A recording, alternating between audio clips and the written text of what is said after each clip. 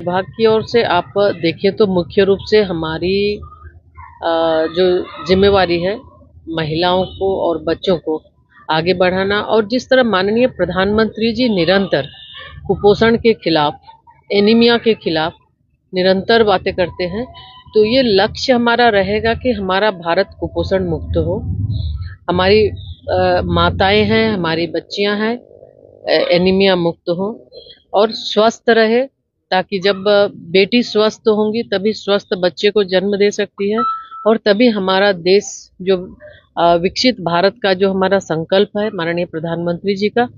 तभी हमारा देश आगे बढ़ेगा। विकसित भारत के संकल्प को सिद्धि तक पहुंचाने में हम कामयाब हो सकेंगे। तो ये निरंतर प्रयास है, और उसके साथ ही साथ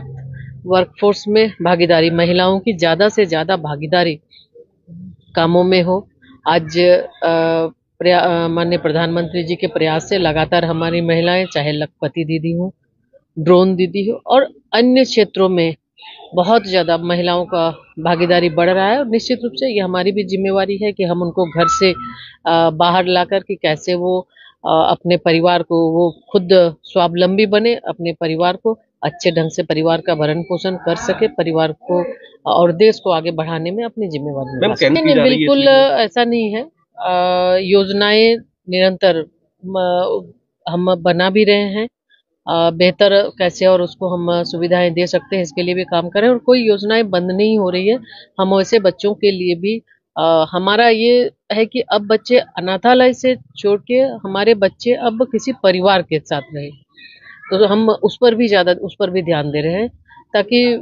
बच्चों को एक परिवार मिल सके और पारिवारिक माहौल में वो रह सके। तो ये मान सकते हैं कि वो योजना को अपडेट करके कुछ नहीं, हाँ, बिल्कुल बिल्कुल, कोई योजनाएं बंद नहीं। इसकी आज हम उसकी जानकारी लेते हैं। मध्य प्रदेश सरकार अच्छे ढंग से काम कर रही है, और सरकार अपने स्तर से भी जो हमारा सक्षम आंगनवाड़ी पोषण 2.0 है, माननीय प्रधानमंत्री जी की जो सोच है कि अब हमारे आंगनवाड़ी केंद्र में हमारे बच्चे, जो एनईपी है, राष्ट्रीय शिक्षा नीति, उसके तहत बच्चों को पोषण के साथ साथ बच्चों की अच्छी शिक्षा भी मिल सके, शुरुआती शिक्षा उसे मिल सके, उसके लिए भी हम सब प्रयास कर रहे हैं। और सक्षम आंगनवाड़ी में आंगनवाड़ी केंद्र के अंदर उसमें टॉयलेट की सुविधा हो, पानी की सुविधा हो, वहाँ पे पोषण वाटिका हो। हम एक वहाँ पे स्मार्ट टीवी भी दे रहे हैं, ताकि जो हमारा आधारशिला